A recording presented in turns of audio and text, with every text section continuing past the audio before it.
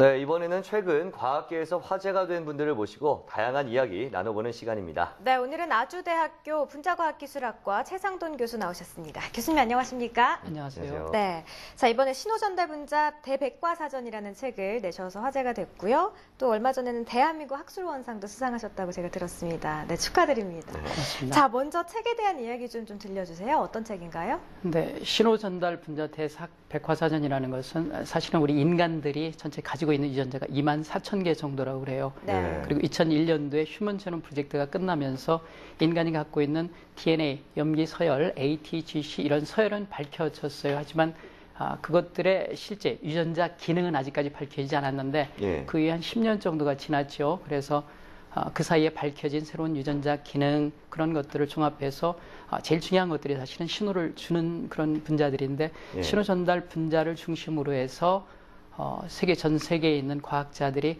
그 기능 또는 역사적 배경, 질병과의 연계성, 그리고 미래 연구 방향 같은 것을 뭔가 정리해 놓은 것이 이 백과사전입니다. 네, 정말 전문적인 어떤 정보가 많이 들어있다 이런 생각이 드는데 이런 전문적인 정보를 하나의 책에 담기가 쉽지 않았을 것 같아요. 특별한 계기가 있었나요? 네. 제가 이제 생명과학을 한 20, 30년 연구해 오면서 항상 유전자의 어떤 기능을 이제 이곳저곳에서 찾아야 되는 번거로움이 되게 불편했어요. 그래서 믿을 만한 것을 사실은 인터넷에서 제대로 찾을 수도 없었고요. 해당 유전자를 발견했거나 수년간 직접 연구해 온 세계의 저명한 과학자들이 직접 이런 분자에 관해서 일목요연하게 정리된 사전이 있으면 생명과학을 연구하는 데 보탬이 되겠다. 그래서 한 5년 전에 이 전체 프로젝트를 기획을 했고요. 그게 최근에 결실을 맺은 겁니다. 그렇군요. 정말 사전을 만든다는 게 참 큰 일이잖아요. 그렇죠. 책 한 권을 내는 것보다 훨씬 더 어려운 일이었을 것 같은데 대단하십니다.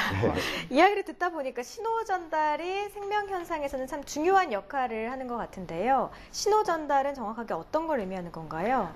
우리가 살아가고 있는 것 자체가 신호 전달입니다. 우리가 이렇게 보고 듣고 냄새 맡고 맛보고 어떤 음식물을 먹어서 소화시키고 흡수하는 것 그리고 생각하고 기억하는 것들이 모두 다 신호 전달인데 이런 신호 전달이 원만하면 우리가 건강한 거고 신호 전달이 깨져서 예를 들면 세포가 증식하는 신호를 그만 보내야 되는데 계속 보냈다 그러면 마구 증식해서 이게 캔서 암이 되는 거고요. 인슐린 신호를 이제 받아들이는 것이 인슐린 수용체인데 뭔가 이상이 생겨서 제대로 전달하지 못하면 이런 것들이 당뇨병이 되는 겁니다. 네, 아무래도 이 사전이다 보니까 생명공학을 전공하는 학생이나 연구자들에게 굉장히 많은 도움이 될 것 같은데 실제로 이렇게 활용이 되는 경우가 있나요? 많이 활용될 수 있죠. 우리가 이렇게 살아가고 있지만 이게 우리 마음대로 사실은 움직이는 게 아니라 자세히 보면은 우리 몸속에 있는 유전자의 어떤 행동 지침에 의해서 우리가 움직이고 있는 거거든요.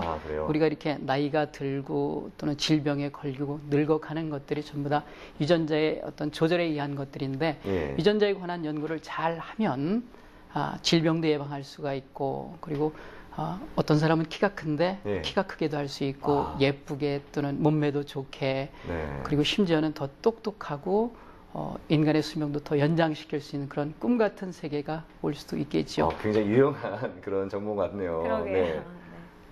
또 최근에는 교수님께서 이 선천성 면역에 관한 연구를 하신다고 들었습니다. 이 분야도 뭐 신호 전달과 관련이 있을 것 같은데요? 네, 이것도 신호 전달입니다. 면역은 크게 모든 사람이 다 공통적으로 갖고 있는 선천 면역하고 박테리아나 세균에 이렇게 노출이 되었을 때 나중에 획득하게 되는 후천 면역이 있습니다. 요즘이 겨울철이잖아요. 이제 여러 사람들이 감기 바이러스와 접촉을 하게 될 텐데 감기 바이러스가 우리 몸에 침입을 하면은 나중에 항체가 만들어져서 격퇴함으로써 우리가 치료될 수 있는 거거든요. 그런데 이 항체가 만들어지는 것은 사람 차이가 있어요. 한 3일에서 7일 정도가 걸리는데 그러면 그 사이에 우리가 아무것도 하지 않고 가만히 있느냐? 그건 아니고 그 사이에 작동하는 것이 선천 면역이에요. 그래서 바이러스나 박테리아 어떤 성분을 알아보고 신호 전달 물질을 만들어서 나중에 후천 면역도 활성화시키고 그래서 선천 면역이 튼튼한 사람은 건강한 사람이고 선천 면역이 약한 사람은 사실 비교적 잔병 치레를 많이 하는 사람들입니다. 네, 그렇군요. 개놈 프로젝트에 대한 이야기를 좀 나눠볼게요. 이제 침팬치 개놈 프로젝트를 포함해서 다양한 이제 프로젝트를 끝이 났는데요. 이런 연구가 갖고 있는 의미 어떤 게 있다고 보고 계십니까? 인간하고 제일 비슷한 지구상의 동물이 침팬지라고 그래요. 네. 그래서 사실상 한 5, 600만 년 전쯤에 인간하고 침팬지의 공통된 조상이 있었는데 그 공통된 조상의 염색체 12번하고 13번의 퓨전, 융합이 일어나면서 우리 인간이 갖고 있는 염색체 2번이 되었어요. 그리고 네. 그중에 유전자가 조금 더 들어갔고요. 네. 그래서 침팬지 제논 프로젝트가 끝나면서 인간하고 비교해 보니까 한 2% 정도가 틀리더라.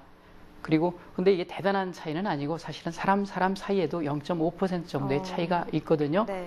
그래서 이런 영장류의 어떤 제논 프로젝트가 끝나면서 유전자에 대한 정보가 밝혀지면서 인간만 갖고 있는 그런 질병, 알츠하이머나 치매죠, 그다음에 에이즈 같은 어떤 근본적인 병의 원인 같은 것을 연구할 수가 있게 되었죠. 네. 네, 그렇군요. 마지막으로 하나 질문 드리고 싶은 게 앞으로 계획은 어떠신지. 네. 뭐 제가 하고 있는 선천면 열심히 연구해야 되겠죠. 네. 그리고 책에 관한 계획도 있습니다. 사실은 이 백과사전을 지금 만들어진 것이 3권 약 2200페이지인데 아직도 중요한 유전자들을 좀 빼먹은 게 있어요. 그래서 향후 한 2, 3년 내에 중요 유전자들을 포함을 해서 네. 증부판 한 5, 6권을 만들려고 합니다. 실제 출판사인 미국 스프링거하고는 얘기가 돼 있고요. 내년쯤 정식으로 계약을 맺어서 시작할 계획입니다. 네. 그렇군요. 자, 이야기를 나누다 보니까요, 연구에 대한 교수님의 열정이 참 느껴지시고요. 또 눈을 마주치고 이야기를 나누는데 눈빛이 굉장히 맑으세요. 고맙습니다. 네, 성공적인 연구, 선천 면역에 대한 연구도 마치시길 기대를 해보겠습니다. 오늘 말씀 고맙습니다. 고맙습니다. 고맙습니다. 고맙습니다.